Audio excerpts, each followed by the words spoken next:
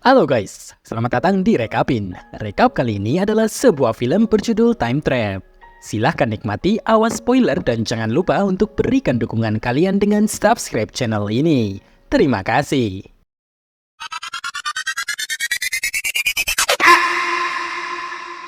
Di awal film, sekelompok anak muda sedang menjelajah ke gua terlarang untuk melakukan penelitian.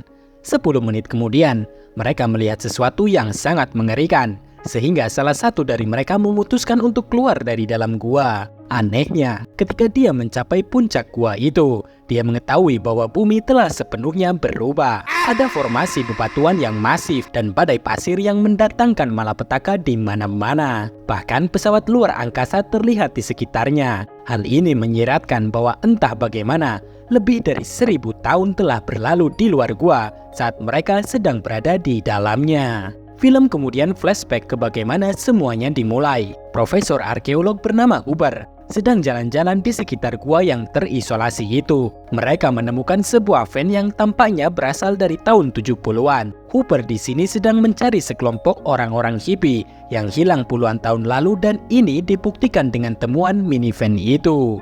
Huber masuk ke salah satu gua dan menemukan seorang koboi aneh yang telah membeku. Huber pun kaget dan memutuskan untuk kembali ke mobilnya. Di sana, dia disambut oleh dua muridnya, Taylor dan Jackie, yang sedang bersemangat untuk memulai perjalanan penjelajahan baru mereka. Namun, yang membuat mereka kecewa adalah Huber memberitahu mereka bahwa rencananya telah berubah dan dia memutuskan untuk pergi sendiri.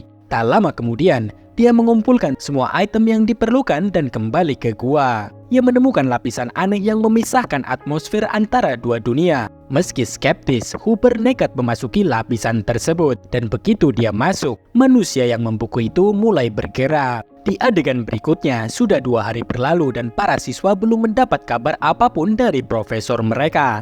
Mereka pun memutuskan untuk mencarinya. Namun karena mereka tidak memiliki kendaraan, Taylor terpaksa meminta bantuan dari seorang gadis bernama Kara yang bisa dibilang cem-cemannya lah. Kara pun langsung setuju dan membawa jeep ayahnya. Tetapi dia juga mengajak adiknya yang bernama Vives, yang mana mengajak temannya juga yang bernama Furby. Rombongan pun tiba di tempat dan menemukan minivan yang ditemukan oleh Huber sebelumnya. Setelah itu, mereka mulai berkelana ke dalam gua yang konon memiliki mata air awet muda. Kemudian, mereka menemukan tali usang yang membawa mereka ke bagian gua yang berbeda. Jackie mengikuti tali itu melalui terowongan tipis dan menemukan bahwa tali itu telah terputus. Dia juga memperhatikan bahwa gua itu sangat dalam dan mungkin disitulah profesor mereka hilang. Taylor di sisi lain yang juga merasa bahwa tali itu terlalu tua untuk digunakan oleh profesor. Tetapi, dia tetap memutuskan untuk turun dan memeriksa gua. Gadis-gadis juga memutuskan untuk bergabung dengannya, sementara Furby diperintahkan untuk berjaga-jaga karena dia takut pada kegelapan. Mereka terus turun hingga akhirnya mencapai dasar gua. Film kembali flashback ke 2 hari sebelumnya, ketika Profesor Huber baru saja memasuki gua. Saat dia perlahan-lahan melewati gua, tiba-tiba dia mendengar teriakan dari dalam, diikuti dengan lolongan yang menakutkan. Karena takut, Huber pun mulai berlari kembali dan mencapai pintu masuk, di mana dia melihat sinar matahari berkedip-kedip dengan aneh. Ketika dia akhirnya keluar, hari pun berganti malam. Meskipun dia hanya berada di dalam gua selama kurang lebih 2 menit. Dia pun kemudian bergegas pergi ke truknya, tetapi menemukan bahwa truknya itu telah ditutupi oleh tanaman. Bahkan seluruh area yang dulunya gurun telah tertutupi oleh hutan yang sangat lebat, menyiratkan bahwa puluhan tahun telah berlalu sejak Huber memasuki gua misterius itu. Tak lama kemudian dia menemukan mobil Kara dan tas punggung Taylor. Hal ini pun terpaksa membuatnya kembali ke gua untuk mencari mereka. Kembali ke masa sekarang, kelompok tersebut sedang menjelajahi gua sampai mereka mendengar lolongan menakutkan yang sama seperti yang didengar oleh Huber. Takut bahwa ada sesuatu yang mengintai dalam kegelapan, mereka memutuskan untuk meninggalkan misi mereka dan berniat untuk pulang.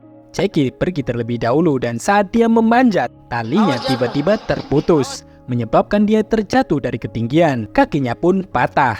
Kemudian, Taylor mencoba memeriksa tali kedua, tetapi yang mengejutkan, tali itu juga terputus. Melihat keanehan ini, mereka kemudian menyimpulkan bahwa Furby telah mempermainkan mereka. Taylor yang marah mencoba menghubunginya dari radio, tetapi bocah itu tidak membalas. Pada titik ini, kelompok tersebut sudah mulai panik, dan saat mereka sedang memikirkan ide untuk keluar dari gua, tiba-tiba terdengar suara gedebuk.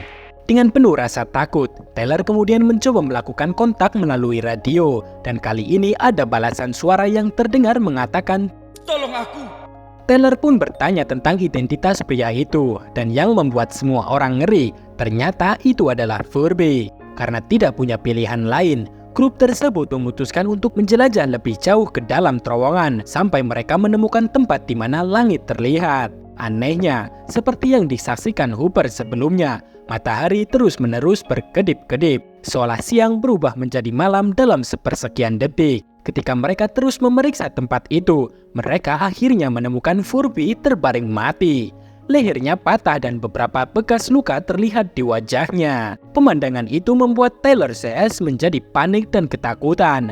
Untungnya, kelompok tersebut menemukan kamera GoPro Furby yang masih berfungsi dan memutuskan untuk memeriksa penyebab kematiannya. Dalam video tersebut, Furby menunggu grup kembali selama berhari-hari. Dia mencoba segalanya untuk memanggil Taylor CS melalui radio, tetapi dia tidak pernah mendapat tanggapan. Saat dia bosan, dia akhirnya memutuskan untuk mengembara ke area terdekat dan menemukan minivan kaum hippie dari tahun 70-an yang memiliki jurnal di dalamnya. Jurnal itu menyebutkan bahwa gua misterius itu berisi mata air awet muda yang secara ajaib dapat menyembuhkan orang atau bahkan menghidupkan kembali orang dari kematian. Dan inilah mungkin alasan mengapa Profesor Hooper pergi ke gua itu. Beberapa hari berlalu dan Furby telah menghabiskan semua persediaan makan dan airnya. Dia pun memutuskan untuk meninggalkan tempat itu. Tetapi untuk pergi dari situ, dia membutuhkan kunci mobil dari Taylor.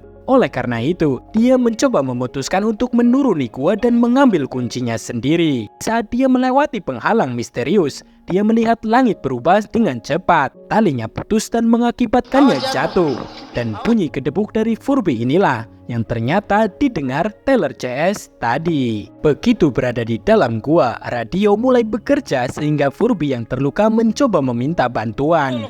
Hal ini malah menarik perhatian beberapa manusia kanibal yang tiba di sana dan membunuhnya tanpa ampun. Rekaman tersebut membuat Taylor CS kaget. Mereka menjadi bingung tentang bagaimana Furby bisa menghabiskan waktu berhari-hari di luar gua, sementara mereka baru saja menghabiskan 30 menit di dalam gua. Taylor CS pun menjadi semakin panik dan sangat ingin keluar dari tempat itu. Kemudian, karena Kara adalah satu-satunya anggota yang tidak cedera, dia pun ditugaskan untuk memanjat bebas gua itu keluar dari dalamnya. Taylor memberinya radio agar dia tetap dapat berkomunikasi dengannya. Dan setelah sedikit perjuangan, Kara akhirnya keluar dari dalam gua. Tetapi apa yang dia lihat sungguh sangat membuatnya tercengang. Kawasan yang dulunya ditumbuhi hutan hijau lebat itu kini telah berubah menjadi lahan tandus tak berpenghuni, dibumbui dengan badai pasir yang terlihat di kejauhan. Kara kemudian memanjat batu dan mencoba mendapatkan sinyal. Dan seperti yang biasanya ada di film-film seperti ini, Kara tidak dapat menemukan sinyal sama sekali. Kara kemudian melihat benda aneh seperti pesawat luar angkasa sedang mengambang di kejauhan, menunjukkan bahwa waktu telah berlalu beberapa milenium. Saat dia kembali ke gua, Taylor dan yang lainnya keheranan pada Kara karena begitu cepat dia kembali. Dan ternyata saat Kara berada di luar selama 30 menit, waktu di dalam gua hanya berlangsung beberapa detik. Marah karena usahanya tidak dihargai, Kara pun menunjukkan kameranya dan mengklaim bahwa dia sudah pergi keluar. Dalam video tersebut, dunia tampak sepi dan badai pasir terlihat di mana-mana. Melihat hal ini, akhirnya Taylor menyimpulkan bahwa waktu di dalam gua sangatlah lambat dan setiap kali matahari berkedip, itu menandakan satu hari telah berlalu. Mendengar semua ini, Phipps memutuskan untuk menonton ulang rekaman Furby dan menemukan sesuatu yang mengejutkan. Di salah satu videonya, langit berubah warna dengan langit gelap menjadi musim dingin dan cahaya menjadi musim panas. Hal ini menyimpulkan bahwa setiap detik di dalam gua bukanlah satu hari di luar, melainkan 1 tahun penuh. Hal ini pun semakin membuat kelompok itu ketakutan setengah mateng dan mereka menjadi semakin putus asa untuk keluar dari dalam gua. Film pun berlanjut saat Kara mendapatkan kembali energinya.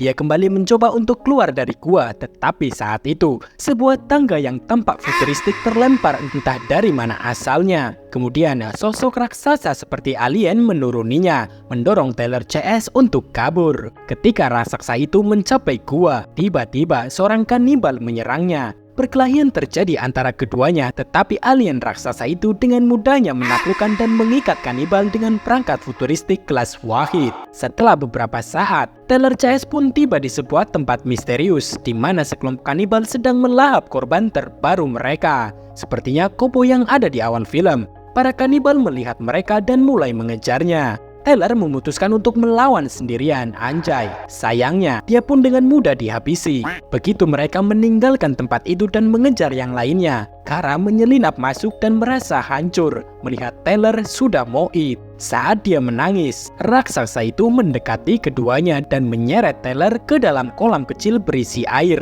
yang tampaknya adalah mata air awet muda. Dan luar biasanya, Tyler pun hidup kembali. Tetapi sebelum kelompok itu bisa bergembira, para kanibal kembali dan mulai menyerang raksasa itu.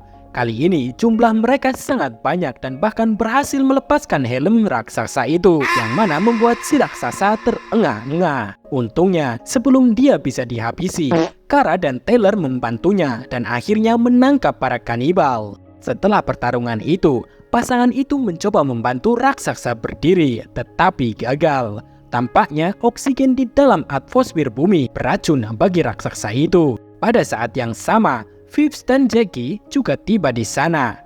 Sebelum meninggal, raksasa itu menampilkan laporan berita tentang hilangnya kelompok itu beberapa milenium lalu. Dia juga menunjukkan kepada mereka banyak klip lain yang menunjukkan bahwa kondisi kehidupan bumi telah menjadi tempat yang tidak layak untuk dihuni, sehingga manusia memutuskan untuk pergi ke planet lain. Setelah memberikan semua informasi ini, raksasa itu kemudian meninggoy. Di adegan berikutnya, saat Tyler mencari lebih banyak petunjuk di dalam gua, dia tiba-tiba menemukan Profesor Hooper sedang rebahan. Tapi apa yang dia lihat selanjutnya sangat mengejutkannya. Di depan mereka ada beberapa lapisan dimensi waktu lain dari bumi yang bergerak dengan kecepatan lebih lambat. Kemudian setelah itu, Tyler mencoba membawa Hooper ke tempat yang aman, tetapi Hooper bersikeras untuk tetap di sana, anjay. Tak lama setelah itu, Tyler kembali ke grupnya dan menempatkan Furby yang sudah mati ke dalam mata air awet muda. Jackie juga menyembuhkan koreng di kakinya, tapi saat mereka akan pergi, para kanibal kembali mengepung mereka. Tyler CS kemudian memutuskan untuk menggunakan tangga raksasa berteknologi tinggi itu. Kara pergi lebih dulu, tetapi ketika dia mencapai puncak, seekor makhluk menariknya, yang mana membuat Tyler CS merasa ngeri. Sekarang, Tyler dan yang lainnya berada dalam situasi berbahaya. Jika mereka naik, makhluk itu akan menarik mereka, tetapi jika turun, mereka akan berhadapan dengan para kanibal yang siap melahapnya.